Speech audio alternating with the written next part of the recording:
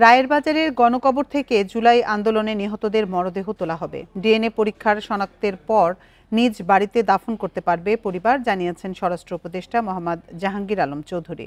সকালে রাজধানীর রায়ের বাজারের গণকবর পরিদর্শন শেষে এসব জানান তিনি। এর আগে সকালে রাজধানীর মোহাম্মদপুর থানা পরিদর্শন করেন স্বরাষ্ট্র উপদেষ্টা। এ সময় তিনি বলেন, আওয়ামী লীগের বিভিন্ন সংগঠনের গুপ্ত বৈঠক আইনশৃঙ্খলায় প্রভাব ফেলবে না। ষড়যন্ত্রে যুক্ত কাউকেই ছাড় দেওয়া হবে না। দেশকে অস্থিতিশীল করতে কোনো বাহিনীর কেউ জড়িত থাকলে তার বিরুদ্ধে ব্যবস্থা নেওয়ার হুঁশিয়ারি দেন স্বরাষ্ট্র উপদেষ্টা মোহাম্মদ জাহাঙ্গীর আলম চৌধুরী।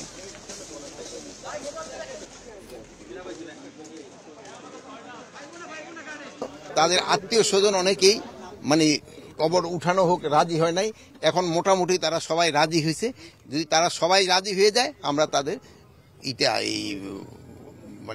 তাদের ডেড বডি আমরা শনাক্ত করব। এ নিয়ে বিস্তারিত জানাতে বার্তাকক্ষ থেকে আমাদের সাথে যোগ দিচ্ছেন সহকর্মী নাহিদ কামাল। নাহিদ, স্বরাষ্ট্রমন্ত্রী বলেছে যে রায়ের বাজারের গণকবর থেকে জুলাই আন্দোলনে নিহতদের মরদেহগুলো তোলা হবে। সেখানে কতটি মরদেহ আছে এবং এরপরে আসলে সেই মরদেহগুলোর বিষয়ে কি সিদ্ধান্ত নেবে, স্বরাষ্ট্রমন্ত্রী কি জানিয়েছেন, বিস্তারিত জানাবেন।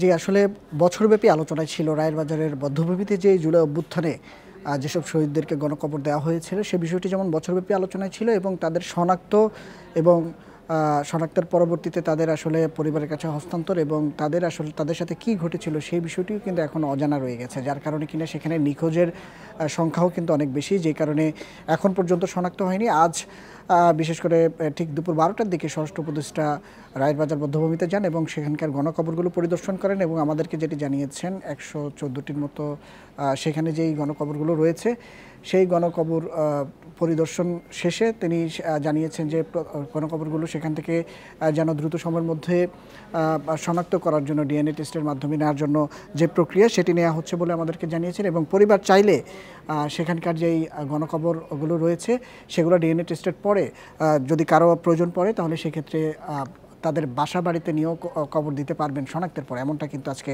সেখানে জানিয়েছেন এবং তিনি সেখানে কিন্তু অনেকটা ক্ষোভ প্রকাশ করেছেন আজকের সেখানে পরিদর্শনে গিয়ে। মূলত গণকবরগুলো সেখানে যারা দিয়েছিল এবং দেওয়ার পরবর্তী সময়ে সেখানকার যে কংক্রিটের ব্যবস্থাপনা রয়েছে সেটি নিয়ে ক্ষোভ প্রকাশ করেছে এবং সেখানেও দুর্নীতি হয়েছে বলে স্বরাষ্ট্র উপদেষ্টা কিন্তু গণমাধ্যমের কাছে অভিযোগ করেছেন এবং তিনি বলছেন এখানে মূলত আজকে যারা এসেছেন এবং গণমাধ্যম কর্মীদেরকেও বলেছেন যে এখানকার যে সঠিক তথ্য সেই তথ্যটি যেন মূলত তুলে আনা যায় সেই বিষয়টি কিন্তু বারবারই তিনি আজকে গণমাধ্যমের কাছে বলেছেন এবং জুলাই অভ্যুত্থানে যেসব শহীদদের। আপনার কাছে আরেকটি বিষয় জানতে চাই যে স্বরাষ্ট্রমন্ত্রী কিন্তু মোহাম্মদপুর থানা পরিদর্শন করেছেন এবং সেখানে তিনি বলেছেন যে আওয়ামী লীগের বিভিন্ন সংগঠনের গুপ্ত বৈঠকের বিষয়, এ ব্যাপারে আসলে তিনি কি জানিয়েছেন জানাবেন, আর দেশের সার্বিক আইনশৃঙ্খলা পরিস্থিতি নিয়ে কি জানিয়েছেন?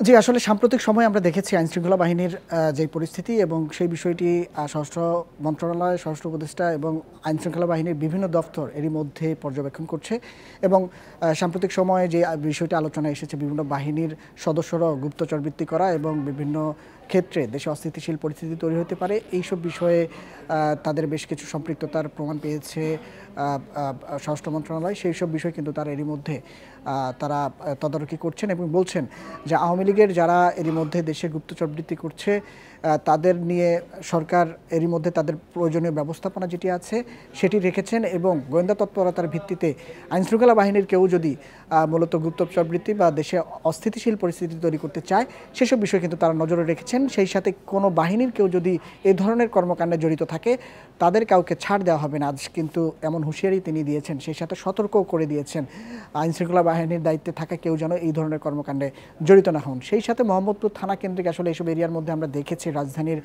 মধ্যে সবচাইতে বেশি অপরাধপ্রবণ এলাকার মধ্যে মোহাম্মদপুর এরই মধ্যেই সবচেয়ে বেশি আলোচিত গত কয়েক মাসের মধ্যে। সেই সব বিষয়ে এরই মধ্যে তদারকি করেছেন, পরিদর্শন করেছেন এবং আইনশৃঙ্খলার খোঁজ খবর নিয়েছেন। বার্তাকক্ষ থেকে সবশেষ পরিস্থিতি জানাচ্ছিলেন সহকর্মী নাহিদ কামাল।